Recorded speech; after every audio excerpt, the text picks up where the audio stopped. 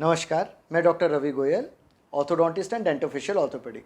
आपका जहाँ तक प्रश्न है तंबाकू से रिलेटेड है। तंबाकू के मुख्य रूप से जो उत्पाद बाज़ारों में उपलब्ध हैं, तंबाकू को अलग अलग प्रकारों से बहुत पुराने समय से खाया जा रहा है। जैसे कच्चा तंबाकू खाया जाता है, उसकी खैनी बना के खाई जाती है, गुटखा सुपारी के रूप में खाया जाता है। छत्तीसगढ़ में स्पेशली हम गुड़ाखू के रूप में देखते हैं, स्मोकिंग के रूप में देखते हैं। ये सारी चीज़ें हमारे पूरे शरीर को अंदर से खोखला कर रही है। ये सब चीज़ों में कुछ आनंद है, जो लोग इसका यूज़ कर रहे हैं वो इसको छोड़ नहीं पाते, इसमें लत लग जाती है। युवा इसमें अट्रैक्ट होते हैं। मेरा मानना है कि जो अभी हमारा मीडिया है, जो एंटरटेनमेंट मीडिया है, वह भी कहीं ना कहीं युवाओं में ग्लैमर की चकाचौंध में प्रमोट कर रहा है इन चीज़ों को। युवा एक बार इसको शौकिया तौर पे लेते हैं, फिर उनको इसमें मज़ा आने लगता है और इसको छोड़ना वाकई में बहुत मुश्किल होता है। मैं कई कैंसर पेशेंट को गुटखा खाते, गुड़ाखू करते देखता हूँ। मैं उन्हें समझाता हूँ कि ये नहीं यूज़ करना है, बट स्टिल उसके बाद भी उनको छोड़ने के लिए मुश्किल होती है। तो आप समझ सकते हैं कि इसकी लत कितनी खतरनाक है। मुख्य रूप से जो तंबाकू होता है हमारे मुंह में ओरल सबम्यूकस फाइब्रोसिस नाम की एक बीमारी करता है और ल्यूकोप्लेकिया नाम की बीमारी करता है। ये दोनों ही प्री कैंसरस कंडीशन या प्री कैंसरस लेशन होते हैं। जो आपने देखा होगा, जो लोग गुटखा खाते हैं उनका मुंह कम खुलने लगता है। ये OSMF ओरल सबम्यूकस फाइब्रोसिस होता है। यह धीरे धीरे मुंह का खुलना कम होता है, पेशेंट को जलन होती है, वो कुछ भी गर्म नहीं खा पाता। जैसे उसको आप एक चाय भी पीने के लिए देंगे तो वो ठंडी करके पिएगा, बिकॉज हमारी जो अंदर की चमड़ी है, मुंह के अंदर की चमड़ी है, वो पतली हो जाती है और उसको जलन ज़्यादा होती है। जो लाल सफ़ेद चकत्ते बनते हैं, यदि वो 1 महीने से ज़्यादा रहते हैं तो कैंसर की संभावना काफ़ी हद तक बढ़ जाती है।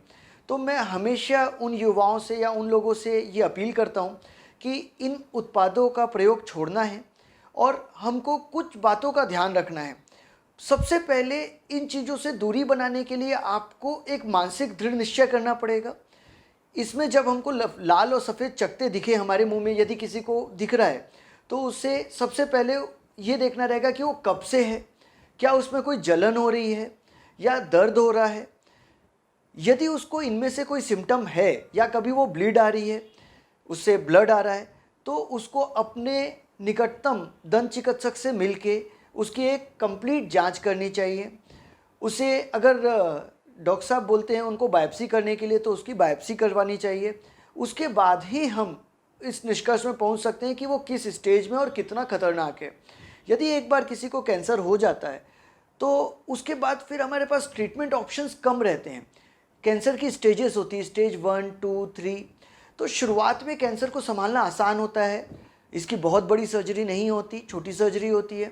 लेकिन यदि कैंसर आगे बढ़ जाता है तो सर्जरी के बाद भी मॉर्बिडिटी बहुत रहती है। मॉर्बिडिटी का अर्थ होता है कि आने वाले जीवन की क्वालिटी। सपोज किसी पेशेंट को जबड़े का कैंसर हुआ, मुंह का कैंसर हुआ, हमने उसके मुंह के कैंसर के साथ साथ उसके जबड़े की हड्डी हटा दी। अब इमेजिन करिए वो पेशेंट खाना कैसे खाएगा। तो इस भयानकता को समझते हुए अब हमें इस चीज़ पे बहुत जोर देना पड़ेगा कि पहली चीज़ तो हमें जन जागरण या सामाजिक रूप से इन चीज़ों का बहिष्कार करना पहला चरण। जो लोग 3 साल से अधिक सालों से ये खा रहे हैं उनकी एक स्क्रीनिंग होनी चाहिए। उनको निकटतम दंत चिकित्सक के पास जाके अपने मुंह, गले, दांत की चेकिंग करनी चाहिए कि अभी तक कोई तकलीफ हुई तो नहीं है।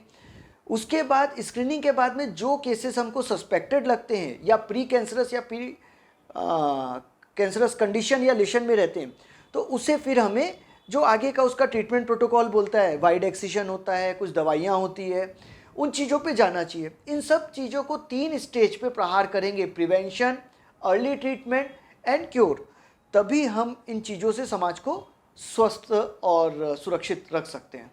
एक बार 32 साल का एक बच्चा ऐसे ही आया, नॉर्मल उसके एक छाले की कंप्लेन थी। उसने एक बहुत अच्छी चीज़ की कि जब उसको छाला दिखा तो वो तुरंत ही अपने गांव के प्राथमिक स्वास्थ्य केंद्र में गया और दिखाया कि क्या हो रहा है। वहाँ के डॉक्टर्स ने उसे कुछ मल्टीविटामिन दे के 5-7 दिन के ऑब्जर्वेशन में रखा। वो छाला ठीक ना होता देख वो हायर सेंटर में रिफ़र किया, हमारे पास आया वो, और फिर हमने उसको देखा, बायोप्सी की, और वो कैंसर बहुत अर्ली स्टेज में डायग्नोस हो गया। वो पेशेंट अल्टीमेटली एक नॉर्मल सी सर्जरी में बच गया और वो अपना सामान्य जीवन जी रहा है। बहुत अच्छा पेशेंट है, अभी भी कई बार मिलने आता है वो। तो मैं हमेशा यही बोलूँगा कि इग्नोर मत करो। एक शुतुरमुर्ग जैसे कि जब उसको डर लगता है, भागता है, जब उसको छुपना रहता है, कोई जगह नहीं रहती, तो रेत में अपना मुंह घुसा लेता है और सोचता है मैं छुप गया। तो वैसे ही यदि आपको कोई इस प्रकार की समस्या है तो भागना नहीं है, डॉक्टर के पास जाना है, सलाह लेनी है और उस सलाह पे अमल करना है। समय रहते यदि हम इन चीज़ों को ठीक करें तो ये उतना मुश्किल नहीं होता।